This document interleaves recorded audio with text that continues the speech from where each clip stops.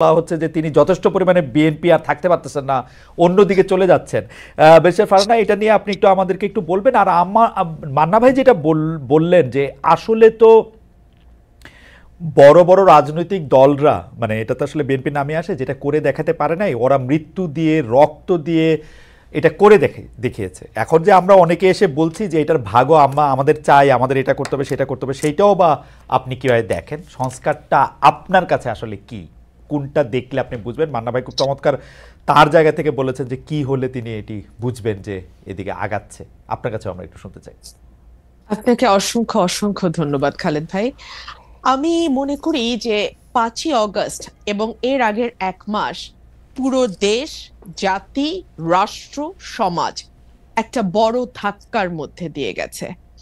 এমন একটা অভ্যুত্থান যেটা হয়তো আর ঠিক অভ্যুত্থানটি হবার 1 সপ্তাহ আগেও কেউ চিন্তা করতে পারে নাই, এবং মোটামুটি সকল রাজনৈতিক দল সহ দেশের মানুষও এক প্রকার মেনে নিয়েছিল যে 2028 সাল পর্যন্ত অ্যাটলিস্ট চোখ বন্ধ করে আওয়ামী লীগ থাকবে, এবং তারপরেও আরো 5 বছর থেকে সেটা সেই 41 পর্যন্ত গড়াবে কিনা সেটা নিয়ে নানান তর্ক বিতর্ক বা কিছু কথাবার্তা হয়তো সমাজে বা রাজনীতির মাঠে চালু ছিল। কিন্তু অ্যাটলিস্ট 28 পর্যন্ত মোটা দাগে সকলেই হাসিনাকে মেনে নিয়েছিল।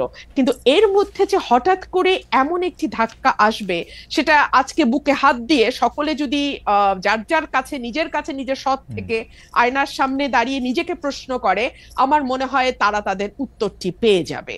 আর যে কথাটি আপনি বলছেন যে খুব বেশি বোধহয় আর পার্টিজান থাকা যাচ্ছে না, খুব বেশি বোধহয় বিএনপি আর আমাকে মনে হচ্ছে না, তার কারণ সম্ভবত এই ধাক্কাটি না আমার মনে হয় প্রত্যেকের ভেতরেই নাড়া দিয়ে গেছে। ধরুন, আমি যদি একজন ব্যক্তিগত রাজনীতিবিদের বা একজন রাজনৈতিক ক্ষুদ্র কর্মী এবং একজন আইনজীবী মানবাধিকার কর্মীর চোখ দিয়ে পুরো ঘটনাটিকে দেখি, আমার কাছে মনে হয়েছে কেবলমাত্র একটি নির্বাচন, কেবলমাত্র মন্ত্রিসভার মুখগুলোর পরিবর্তন, কিংবা কেবলমাত্র সংসদ সদস্যদের এক পালের পরিবর্তে অন্য পাল গিয়ে সংসদে বসে যাওয়ার জন্যই এই 2000 মানুষ রক্ত দেয়নি।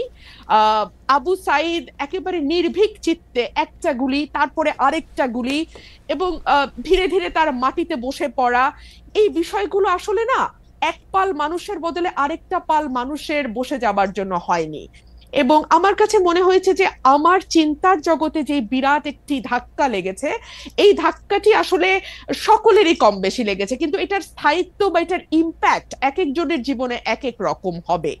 ধরুন, আমার কাছে মনে হয়েছে যে একটি সুষ্ঠু নির্বাচন, বাংলাদেশে যদি একটি সুষ্ঠু নির্বাচনের ধারাবাহিকতা থাকতো তাহলে কি হতো? তাহলে 2014 সালে হাইলি লাইকলি বিএনপি সরকার গঠন করত এবং শেখ হাসিনা এবং আওয়ামী লীগ বিরোধী দলে বসতো।